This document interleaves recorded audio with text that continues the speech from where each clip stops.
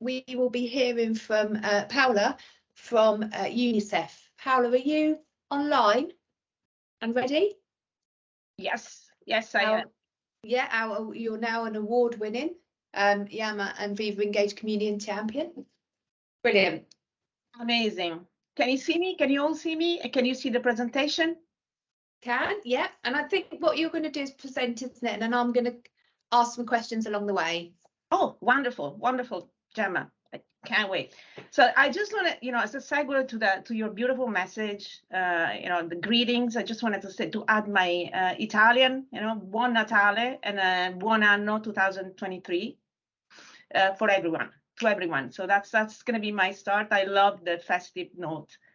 And for those who don't know, I work at UNICEF. UNICEF is, the organization that that it focuses on children, works in 190 countries and territories to save children's lives, defend their rights, and also help them to fulfill their potential.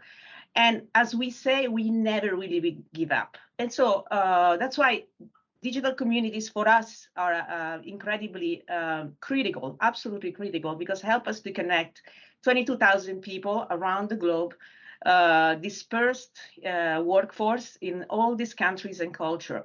And especially during the lockdown, we saw that our virtual work increased and that our team, our global team in UNICEF, turned to digital communities on Yammer to connect across borders and time seamlessly and in real time. Communities for us, it really help, build those connections that are vital to forge relationships.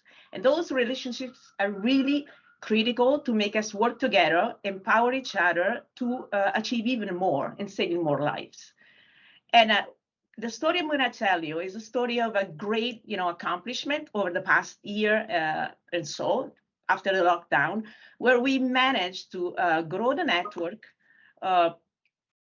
You could see to 22,000 people in 2022. We started with 10,000 people back in 2018, and now we have almost 120% growth, right? But not only that, what happened during this time is the growth of membership was coupled with an incredible growth of readership. We, in fact, increase our readership 15-fold. And that is given through a very, very interesting experiment with it. We call it an innovation. We pioneered a new model of really crafting a short, we call it micro story on Yammer.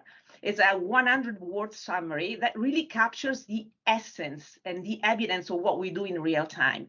Now, this model stems from really the idea that brevity is the soul of wit, and it counts on a platform like Yammer, where we're really sharing stories about what we do, and we want to be very clear in the call to action that we have. But also we want to use the old storytelling rules.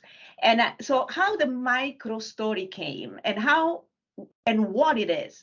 So it's a story that is told in 300 fewer words, but it's in principle is we try to limit the story to 100 words. And it's the challenge, as you can see here, is to really make every word count. So we intervene really intentionally to curate each and every word to make sure that we can create the highest level of resonance, but also we can transform the audience in the process and take them to action.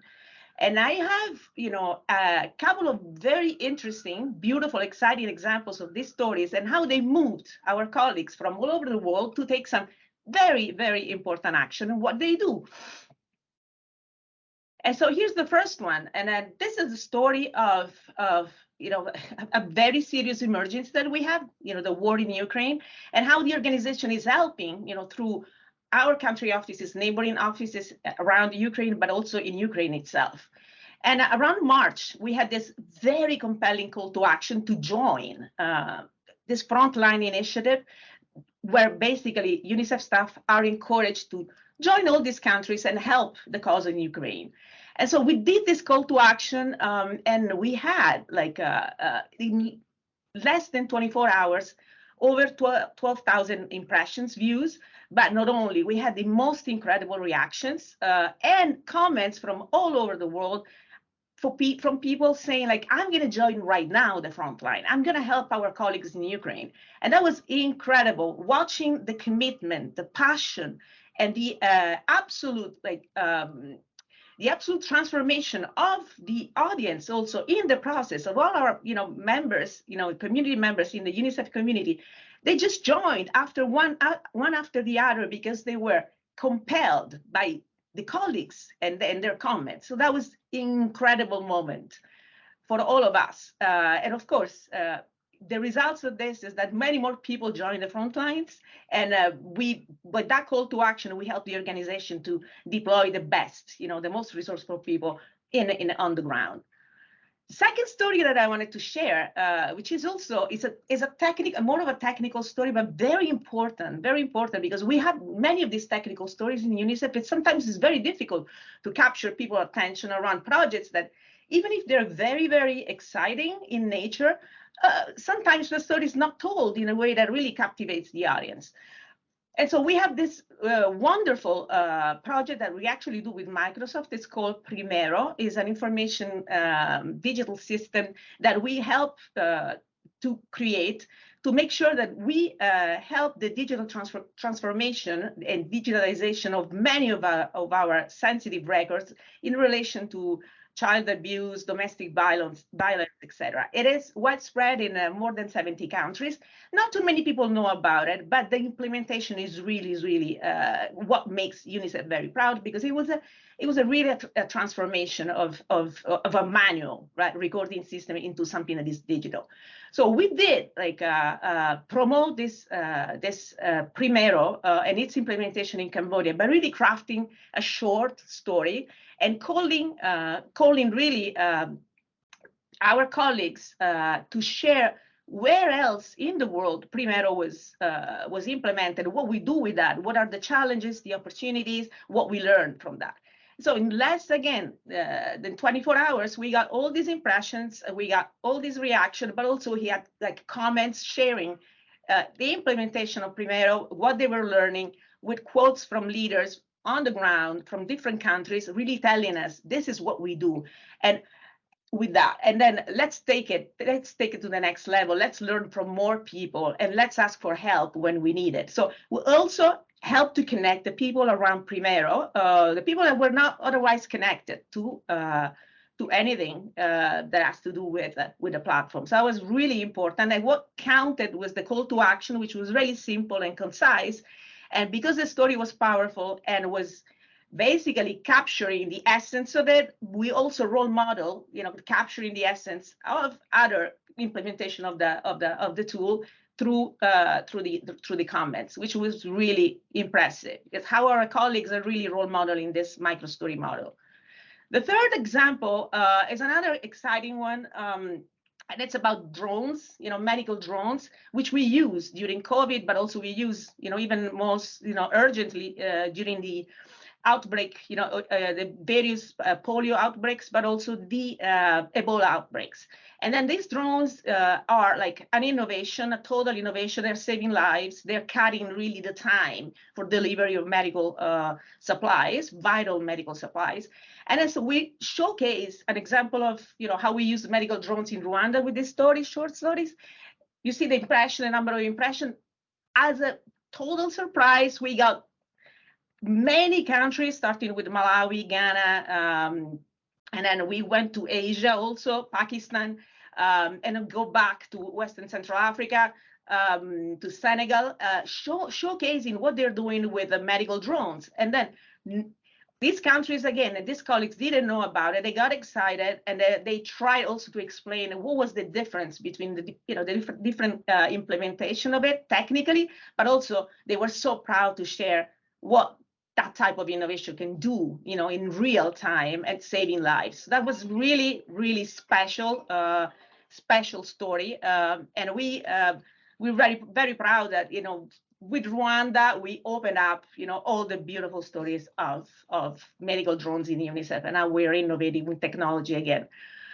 And so, and this is a beautiful story, and it's about like how this investment in this intentional investment in curating each and every words and creating these short formats that people can relate easily to it took us to 12,000 members. As I said, we started with 10,000 members, very few people engaged, and now we have 22,000 people actively engaged on Yammer, and we're all very proud. And this story itself also shows, how many people reacted and how happy people are about, what Yammer is doing for them, which I think is very important. It's not only connecting, but also connecting to what is really vital for you to do your work better. And here's a just quick analysis of what happened in 2000, in the last 12 months, we would say. I think the activity in the platform really grew tremendously, but also we had like 4.1 million of activities in the first 6 months of the year. And then, as I said, we scaled up, the readership in a way that it was really unprecedented. But also another thing that happened, which you can see it from the data, we cultivated the UNICEF community, which is our main feed, in a way that now we have, over 20,000 people, 21,000 people active, and with many more posters, intentional posters, strategic posters, micro storytellers all around the organization. And then we love, to role model that, to get that to the point that then the quality will be even, stronger. And here is just a little snapshot of how we grew the UNICEF network at UNICEF. We were, many less people, as I said, and then between 2018 and 2022, we really had like a 9,000 people more.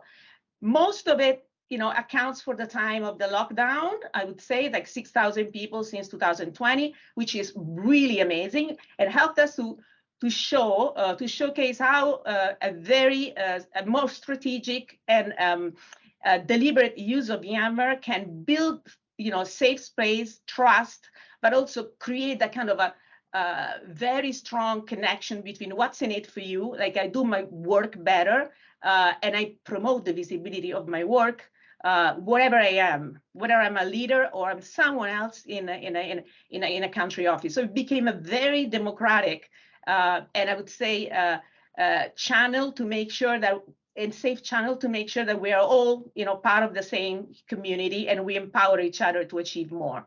And here's a bit of the value that, this brings to UNICEF. And I love to say cultural transformation first, because it's where our culture is really shifting. And I would say during the lockdown, this happened in a way that it was unprecedented, how people turn to the digital communities and join us, right? Like more and more and more. And obviously, there's this coming for looking for real-time solutions when, this is the only place where we have this two-way conversation, and the real-time solution can be really thought through and spur new ideas. Which takes us to the knowledge sharing at scale, because that, as we said, with Primero, the implementation of Primero, it would have taken a long time to get all these examples from countries if we didn't have that structure, engagement, and conversation on Yammer, which, by the way, made people very happy because finally some of their projects were made visible, and they got congratulated from colleagues, including from deputy executive directors at that time.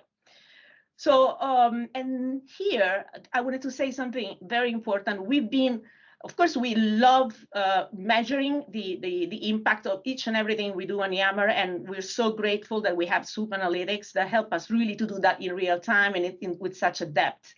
We also use surveys and mini case studies to make sure that we complement, that we have some like a, some qualitative feedback on what we do from the people actually managing the communities, joining them, or simply the people who are reading. And then we see that like what people really care most in UNICEF is to having that connected organization, creating that even more connected, but connected for a purpose.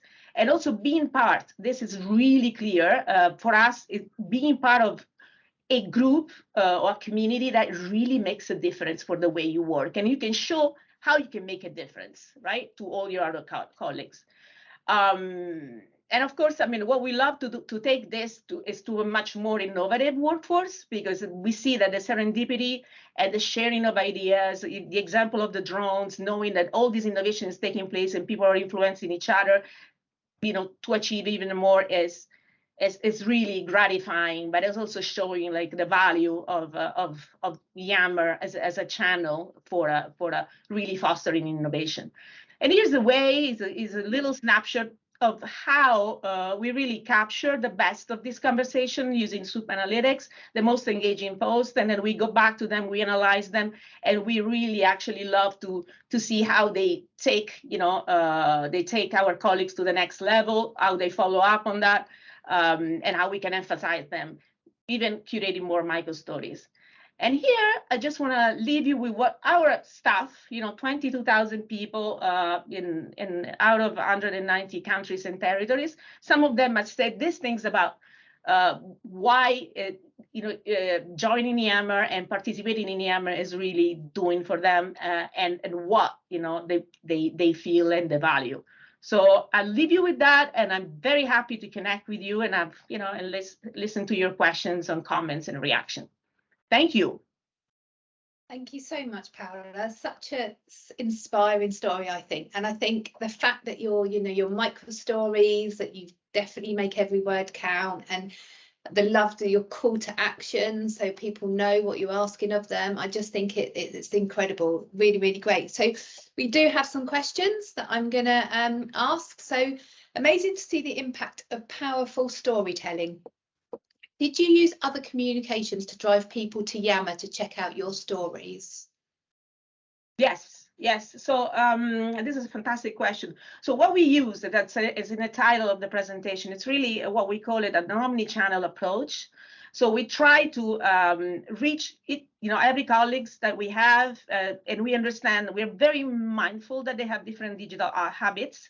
And so what we did, we tried to surface these micro stories and to also let them be promoted through other channels like our U-Message, which is the bi-weekly newsletter that we have. The global is a really pressure instrument for every one of us to be really in the loop of what's happening in the organization. And by promoting them and featuring them, we had that kind of we created that resonance between the people who are actually on Outlook and the people who are on Yammer. But also some of them also went to their SharePoint pages. So we created that kind of a almost a loop, effect that, if you don't find it on Yammer, you find it, in the U-Message, or you find it in SharePoint, right? So it's a way to reach everyone. But the message was like, let's transform the way we communicate, and let's really use brevity as our focus, brevity, conciseness, but also action. Let's be action oriented. Yeah, brilliant. So Kai's asked you obviously you have people in such remote places, and can everybody access Yammer at UNICEF? Okay, so this is a great, amazing question.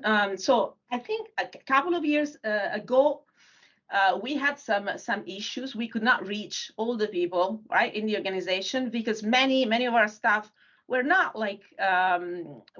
probably introduced, to Yammer and to basically activate their accounts, etc. But we did, work enormously with our colleagues in IT to make sure that everyone is reached. And it's clear that, once you're part of the Office 365, suite, you actually need to activate your account or you're in. So we saw the growth of membership over the past couple of months and year and 2 years. That happened because that effort was really focused on trying to get everybody in, but also it was complemented by the fact that people now see the value because the content is really much higher quality. So it comes together. But yes, it's always like a challenge to reach everyone, but I think we're getting there. Amazing. I don't know if you want to explain. I know when you took Kai and I through these slides about the rebranding of Yammer. Oh yes. And the Yam. Oh, the Yam, yes. So, Yam. Yes, that's amazing. So so we've been always thinking about rebranding Yammer, also the metaphor behind Yammer, to make sure that UNICEF people understand that this is about like building connection, is about building relationship, is about sharing, is about being really real time and digital, becoming the new, you know, hybrid digital leaders. I mean, Yammer is is a part of it, right? It's not only Yammer. So we started with build. It was our, you know, model for really making that simple. It was an acronym, and we built a house, and the house, you know, all the architects in UNICEF are the person who are joining the community. But then, you know, most recently, we had this kind of a inspiration, you know, kind of an eye opening. We said like, oh, you know, the yam is the yam in the Yammer name is really like a very interesting symbol. And we created an icon for that, and then it's the yam. And so anything that we do now with Yammer, we try to mainstream the yam as part of you know, a more relatable, and I would say even cuter way to talk about like things that are so critical for us, which is, you know, really about working together and achieving more. So it's a way to really bring like more the human element, and getting everyone, you know, more tuned to it than us. Brilliant. I think we just had a comment actually that I think, yeah, from Chris Mellon, just demonstrating that like how you're speaking today, what you're telling us, they can see why that you won the Yammer Community Award. So just well done again, very well deserved. We had some really, really strong nominations. But it was just, yours was so meaningful, and you have done, and it's such an incredible job with Yammer at UNICEF. And I think to have that increased engagement, 22,000, you know, got 22,000 people that you can talk to. Your numbers have grown incredibly in the last 12 months, and I think it is a testament to the work that you've done, Paola. So very, very well done to you. Really well done.